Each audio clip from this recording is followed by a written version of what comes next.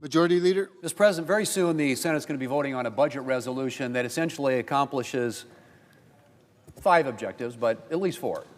And one is to prevent a $4 trillion tax increase on the American people at the end of the year, number 1. Number 2, it rebuilds our military by investing in our military readiness in a way that will enable us to deal with and deter the threats that America deals with in a very dangerous world. It'll restore energy dominance for our country, making energy more affordable to the American people, something that we saw a huge run-up during the Biden inflation days. Part of that, in a big way, was the cost of energy. Obviously, securing the border. And there are resources in there to make sure that over the course of the next 4 years of this administration that they have what they need to ensure that our border is secure and that the American people are safe. And finally, Mr. President, reducing spending. Now, I know that's a sort of a novel concept around here. We've heard a lot about, massive tax cuts for billionaires. That's been a recurring theme that we've heard from the Democrats. But the one thing you don't hear a lot about is the run-up in federal spending.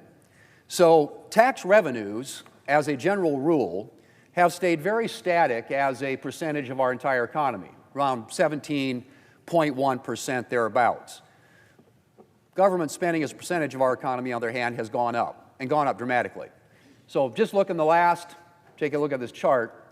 Basically, in the last 5 years, the run-up that we've seen in spending has been about 56% from 2019 to 2024. 56% increase in spending. Now, what's ironic about that, Mr. President, is government revenue's also been going up, right? Everybody said, well, you're going to cut taxes, we're going to run these big deficits. Well, what happened? In 2017, we cut taxes on the American people, we unleashed the American economy, we reduced rates, accelerated cost recovery, so people could recover their capital investments more quickly. What did? They invested. And it created more, not less revenue. $1.5 trillion more than was projected at the time by the Joint Committee on Taxation and the CBO. $1.5 trillion more revenue than what was projected. I think you can say they missed it by a long shot. Well, this time around, we've seen estimates, and Senator Graham, Senator Crapo were down here earlier today, suggesting that the Council of Economic Advisors' prediction is that you will see revenue increase by about $4 trillion by making the 2017 tax law permanent. So what we have, Mr. President, the reason we're running these big deficits isn't because we tax too little, it's because we spend too much. That's the delta. Tax revenues have gone up, and gone up consistently over time, particularly since 2017.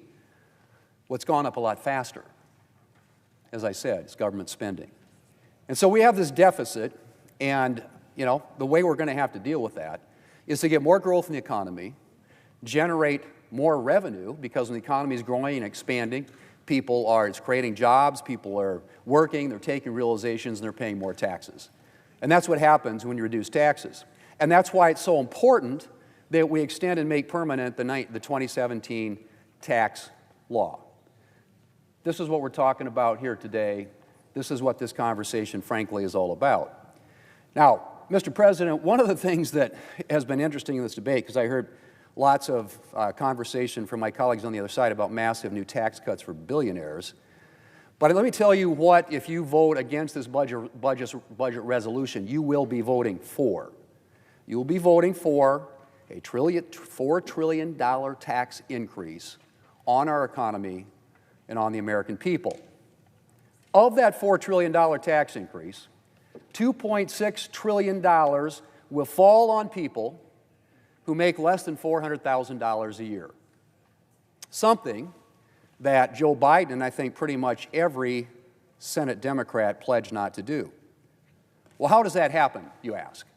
Well, here's what happens. In 2017, when we passed the Tax Cuts and Jobs Act, one of the features of that bill was a doubling of the child tax credit from $1,000 to $2,000. It also had a near doubling of the standard deduction, and it had a lowering of rates. It had multiple ways in which working families in this country would benefit. If we don't extend the tax relief before the end of the year, $2.6 trillion of that tax increase falls on people making less than $400,000 a year. Now, I've heard the Democrats' own presidential candidate said last year, and I quote, "We cannot, and I will not, raise taxes on anyone making less than $400,000 a year." That was Vice President Harris, who was running for president. President Biden made the same promise, as did the current Democrat leader. And when the Democrats were considering their so-called Inflation Reduction Act, which perhaps more aptly could have been titled Do Nothing About Inflation Act, the Democrat leader repeatedly emphasized the Democrats would not be raising taxes on anyone making less than $400,000 a year. Well, that's it. That's what you're doing.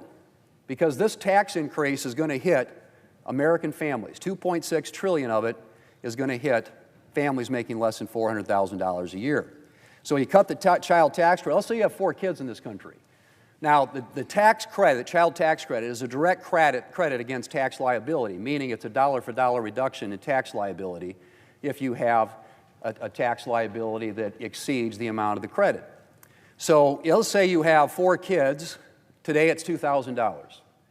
Well, if we don't move to extend this tax relief by the end of the year, that $1,000 is going to be from $8,000 down to $4,000, $2,000 per child down to $1,000 per child, and that family's taxes are going to go up by about $4,000.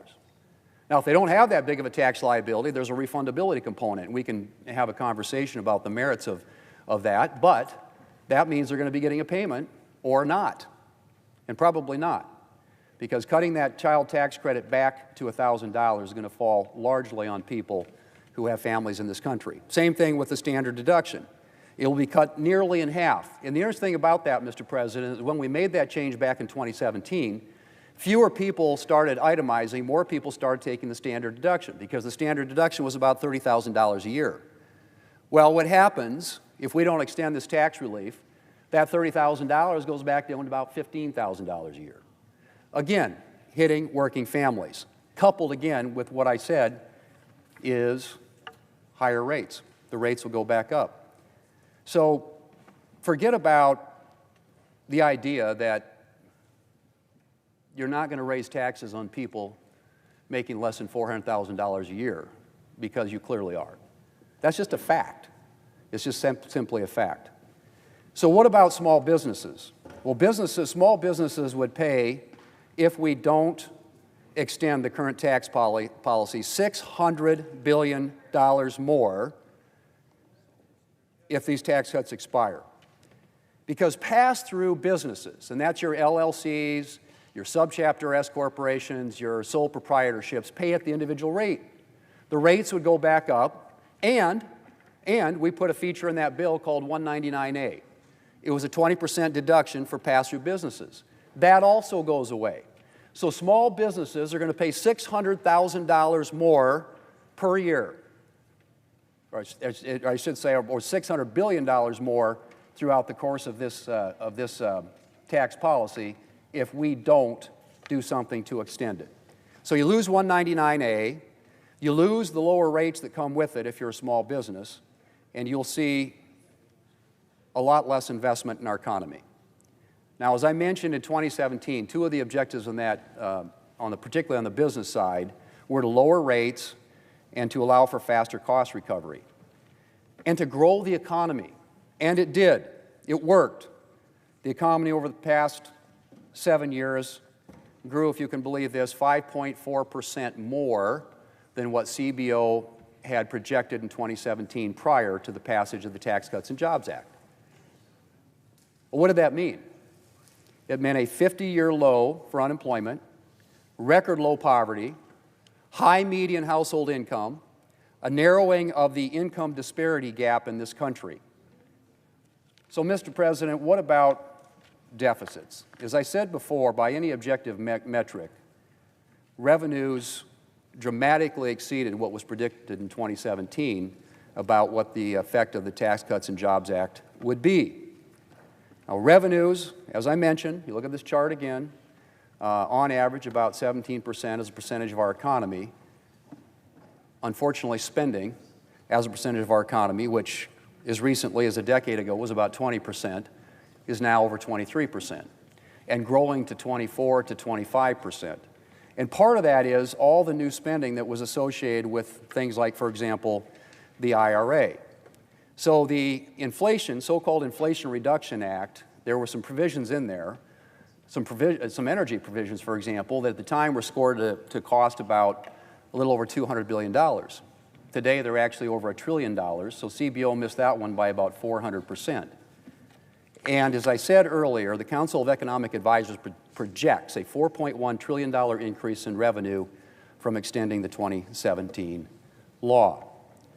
So could it be that the run-up in deficits happened because of the last two Democrat reconciliation bills? Or perhaps some other things that they have done along the way, like the $250 billion in SNAP increase, almost, as I said, without any approval from Congress, something that my colleagues on the other side have talked about, how this executive branch has, ignored the will of Congress. Well, that was a $250 billion increase without approval from Congress. Then you had the student loan forgiveness program, and as you recall, student loans, that program was used as a pay-for back in a reconciliation bill the Democrats did back in 2010. And when they did that, many of us predicted that they would go ahead and use it to forgive student loans.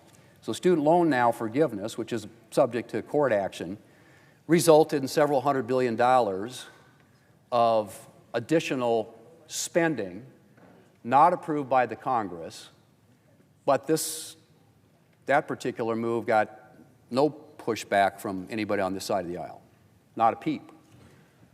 Hundreds of billions of dollars of spending by use of executive power.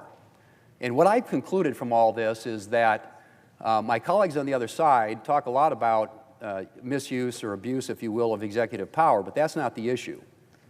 It's how the executive power is used. And if it's used in a way that you agree with, which it was in both of those examples I just mentioned, then you're fine with use of executive power. Like I said, didn't hear a peep from people over here when that was done. Now, my colleagues, both Senator Graham and Senator Crapo, talked about the use of a current policy baseline. So in 2012, the Obama White House came up with something called the alternative fiscal scenario when it came time to extend the Bush tax cuts. And that was about a $4 trillion use of the alternative fiscal scenario. Translation, current policy baseline. There are 18 Democrats still here in the Senate today who voted for that, for use of that baseline. And Mr. President, I would simply say that when it comes to extending tax relief, there's always a reluctance by my colleagues on the other side of the aisle. When it comes to new spending, they embrace that idea. We have a different view. We have different views of government. And the use of reconciliation, which is what this is about, the budget resolution opens the door to reconciliation, is in many respects a great example of the contrast in how we view this. The Democrats view reconciliation as a way to grow government, increase spending, new programs. The ARPA bill was about $2 trillion in spending. The IRA was about $1 trillion in spending. Both were used by the Democrats through a budget resolution and reconciliation to increase spending. Republicans, a lot of times, and we did in 2017, used it to reduce taxes and to reform the tax code, which was desperately needed. But as a consequence of that, as I said, we got not less revenue but more, $1.5 trillion more than was predicted at the time. And on the other side of the equation, when it comes to spending, the estimators, the so-called referees, tend to underestimate how much things are going to cost. Example, the so-called Inflation Reduction Act. But the bottom line in all this, Madam President, is that we need to address a lot of concerns in this country, many of which are dealt with in this budget resolution and ultimately the budget reconciliation bill. But one of the most important ones is this number right here. The deficits that continue to grow over time as a result not of too little revenue, which continues to increase over time, but of dramatically increased spending. That's the issue. And my colleagues here on this side of the aisle believe that you get at that by bending the curve down on the spending side, and on the tax, regulatory, energy side, pro-growth policies, particularly making permanent the tax policy that was passed in 2017, that will unleash investment in America and which will lead ultimately not only to better paying jobs, lower unemployment, hopefully a narrowing of the income disparity that we have in this country, but also, interestingly enough, higher government revenues. That's what this is all about, whether you want to vote for extending the tax policy and avoiding a $4 trillion tax increase, or whether you want to vote in favor of this resolution and make sure that the 2017 tax policy that was passed is extended permanently and that it unleashes the American economy in a way that will continue not only to create those better paying jobs, but also make this deficit picture look a lot smaller by comparison, coupled with significant reductions in spending. That's what we got to do. That's what this is about. And I hope that our colleagues, all of our colleagues on this side of the aisle, will vote yes tonight. We're going to have a number of amendment votes, which always happens during a budget resolution, vote-a-rama, and we look forward to getting that process underway. So let's let the voting begin. Thank you, Madam President.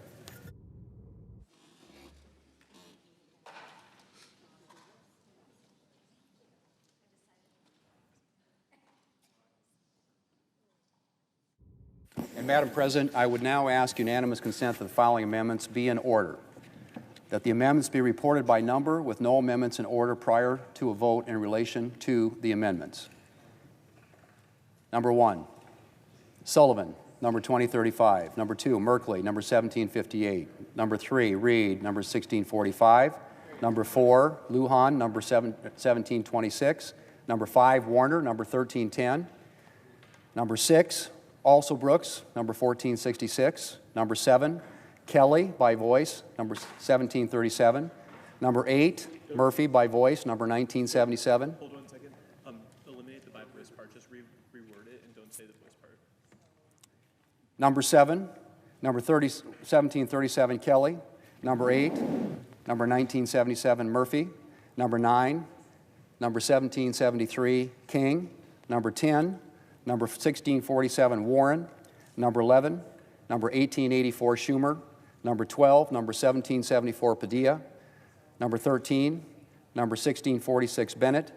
And number 14, number 1760, Paul. Without objection, so ordered. Thank you, Madam President. I yield back time on the budget resolution.